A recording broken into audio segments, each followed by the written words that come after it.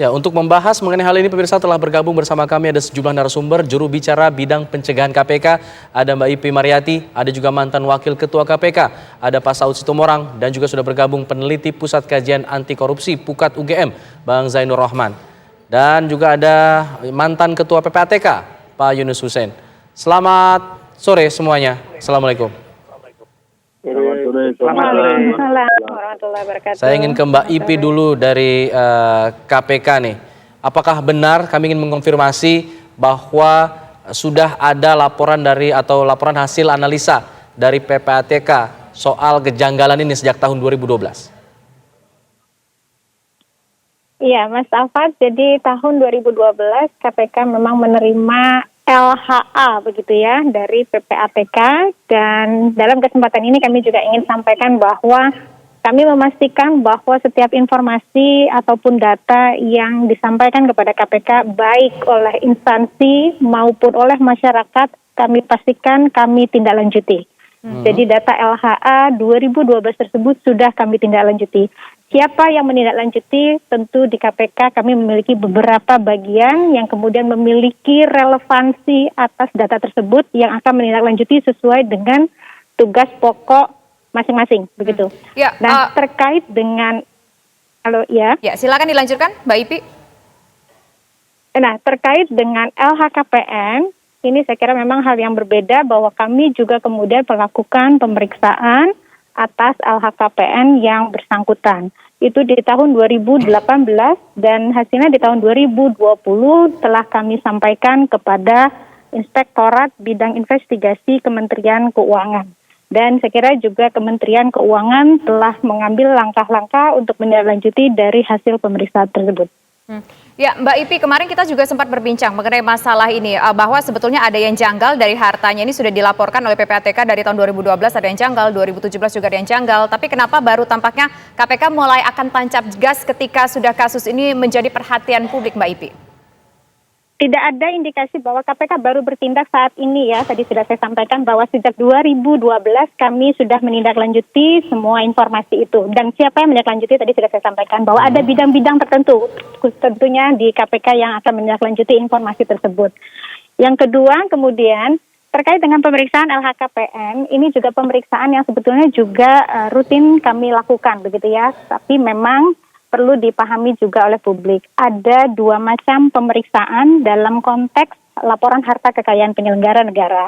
Yang pertama, pemeriksaan terkait dengan administratif, yaitu kami lakukan terhadap keseluruhan LHKPN yang kami terima, yaitu berjumlah sekitar 385.000 LHKPN setiap tahunnya yang kami terima.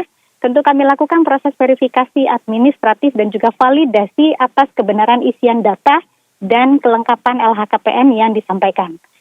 Jika ada kejanggalan dalam pengisian data, misalnya kesalahan dalam penginputan angka nilai harta kekayaan, tentu kemudian akan kami sampaikan kepada penyelenggara negara terkait untuk kemudian dapat dilengkapi ataupun diperbaiki. Begitu juga terkait dengan misalnya ada kekurangan kelengkapan yang harus disampaikan misalnya terkait dengan surat kuasa, baik atas nama penyelenggara negara ataupun atas nama pasangan atau atas nama anak tanggungan, maka tentu juga kemudian akan kami sampaikan kepada penyelenggara terkait. Ketika penyelenggara negara tersebut belum dapat melengkapi kelengkapan dokumen tersebut, maka laporan harta kekayaannya tidak dapat kami publikasikan atau kami unggah di dalam situs ilhkpn.kpk.go.id karena statusnya masih belum lengkap. Yang kedua, pemeriksaan yang terkait dengan pemeriksaan substantif. Pemeriksaan ini kami lakukan atas dua tujuan. Yang pertama, atas permintaan dari pihak eksternal ataupun dari internal untuk kepentingan penanganan perkara ataupun untuk kebutuhan pengawasan atau untuk kebutuhan khusus misalnya terkait dengan proses rekrutmen dan seleksi. Yang kedua, kami juga bisa lakukan pemeriksaan atas inisiatif sendiri. Dan ini kami dapat lakukan melalui mekanisme sampling atas 385.000 LHKPN yang kami terima, ataupun atas analisis yang kami dapati misalnya terkait dengan analisis kesesuaian profil, kemudian jabatan dan penghasilan dari penyelenggara negara. Jadi saya kira itu bentuk-bentuk pemeriksaan yang dilakukan dalam konteks LHKPN. Nah, klarifikasi merupakan bagian dari tahapan proses pemeriksaan yang sifatnya substantif tersebut. Baik. Mbak Ipi, secara singkatnya nih, artinya sekarang KPK masih terus memeriksa hal itu semua. Dari hasil analisa tersebut, sebenarnya isi dari LHA-nya ini kejanggalannya di mana saja sih? Apakah hanya tertuju pada satu orang ini saja, atau tadi Anda katakan sampai ratusan ribu kemudian yang juga masuk dalam LHA tersebut? Bukan ratusan ribu dalam LHA tersebut, saya kira Mas Alfred ya. Saya koreksi, yang saya maksudkan adalah 385.000 LHKPN yang kami terima. Dan saya ingin mengingatkan juga, saya kira begini, LHA itu adalah laporan transaksi keuangan begitu ya, yang dikirimkan oleh PPATK, dan mungkin nanti secara detail boleh dikonfirmasi kepada PPATK begitu ya, apa yang dimaksud sebetulnya dengan LHA. Namun demikian kami pastikan bahwa LHA tidak dapat berdiri sendiri begitu ya, sehingga kemudian KPK ketika menerima data LHA juga kemudian perlu untuk mengembangkan begitu ya, karena itu baru berupa transaksi-transaksi keuangan. Dan apakah kemudian transaksi keuangan itu pasti nanti ujungnya adalah tindak pidana korupsi, atau apakah itu pasti nanti adalah tindak pidana terkait dengan narkotika, terorisme, ataupun dan lain sebagainya, itu tentu akan membutuhkan pendalaman lebih lanjut. Jadi apakah ini juga kemudian menjadi kewenangan KPK atau kewenangan penegak hukum lain, ini juga tentu akan memerlukan untuk pendalaman begitu ya. Oke, baik. Nah, sekarang saya ingin ke Pak Saud. Pak Saud, sebelum kita menuju ke Mbak Ipi lagi, tadi kan Mbak Ipi mengatakan 2012 itu sudah melihat ada LHA yang agak dianggap janggal. Kemudian juga di tahun berikutnya juga melihat ada sesuatu yang juga agak janggal. Kemudian itu diberikan kepada inspektorat dari kementerian yang bersangkutan. Nah, Pak Saud, sepengalaman Anda di sana, apakah memang prosedurnya tidak bisa langsung KPK mencoba untuk melihat apakah di sana ada fraud ataukah di sana ada sesuatu yang bisa ditelusuri, Pak Saud? Ya, jadi normatifnya memang begitu ya.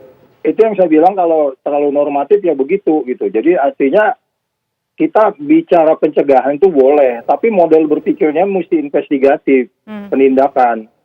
Jadi kalau pencegahan ya itu nanti serahkan ke instansinya, kemudian di sana cenderung excuse dan seterusnya. Dan untuk kalau kita bicara penindakan, karena memang kalau ada fraud atau katakanlah potensi predicate crime-nya dan seterusnya. Tetapi yang paling awal di depan itu kan sebenarnya yang saya bilang di bagian beberapa hari ini, perlunya banyak orang yang bisa kemudian mengklarifikasi itu. Apakah itu laporan PPATK untuk di follow up? Karena laporan PPATK itu yang sepanjang yang saya pahami ya, yang pernah saya detail saya lihat, sebenarnya nggak ada keraguan bahwa kita bisa men-TPPO-kan seseorang di situ. Karena ada transaksi-transaksi yang nggak jelas yang masuk ke dia. Itu laporan PPATK ya. Tolong jangan dikritik kalau perlu ini. Tapi sepanjang yang saya tahu, itu sebenarnya sudah matang banget. Jadi nggak ada alasan sebenarnya itu dikembalikan ke instansinya, ke kalau pengawas internalnya untuk kemudian ditindaklanjuti. Anda periksa lagi ini, Anda punya pasukan bahwa koartanya ada kelebihan. Sebenarnya itu udah matang, udah tinggal dilanjutkan aja ke TPPU. Jadi apa kendalanya waktu itu Pak Saud sehingga tidak jadi di TPPU kan? Oh ya, memang kan itu proses. Saya nggak ingat case ini ya. Tapi yang saya ingat, saya selalu biasanya paling sebel kalau lambat itu. Case ini saya nggak ingat. Tetapi biasanya saya selalu hanya bilang ke direkturnya, Anda datangin ke rumahnya, tanya itu uang dari mana untuk beli barang itu. Sampai kayak begitu saya bicaranya. Jadi maksud saya, jangan terlalu normatif. Kalau enggak ya kita, dan semua orang yang korupsi itu, semuanya itu lapor LHKPN itu. Coba aja lihat. Jadi makanya sekali lagi, model berpikir kita boleh pencegahan. Tetapi, cara bertindak kita itu investigatif benar, penindakan benar. Kita nggak pernah nuduh orang kok sampai 2 bukti cukup gitu. Jadi tidak akan mencurigakan. Nothing to do with abuse of power dan seterusnya gitu. Jadi sekali lagi saya paham memang di sana pastilah kurang orang ya, apalagi sekarang ini saya lihat juga sampai berapa orang yang bisa mendalami itu. Tetapi saya berulang lagi mengatakan diambil 2, 3, sampai 10 orang, kemudian itu dikejar sampai ketemu, itu pasti tobat semuanya. Apakah itu dari kepolisian, apakah itu dari yang lain-lain, apakah dari jaksa, hakim, sehingga kemudian berefek jerah LHKPN-nya. Tidak hanya kemudian selesai diklarifikasi, oh iya dia beli tanah transaksi tanggal sekian, ya kemudian kita nggak bicara dari mana itu datangnya gitu. Ini yang diperlukan ketekunan dan model-model berpikir yang tidak normatif-normatif, itu Oke. maksud saya. Oke, catatan dari Pak Saud adalah model berpikirnya jangan normatif, tapi harus investigatif. Ketika ditemukan sesuatu yang agak mencurigakan di sana, jangan dikembalikan ke institusi yang berkaitan, tapi bisa dimasukkan ke dalam TPPU begitu. Nah, bagaimana tanggapan dari narasumber kita yang lainnya? Nanti kita akan bahas pemirsa usaha jeda berikut. Tetaplah bersama kami.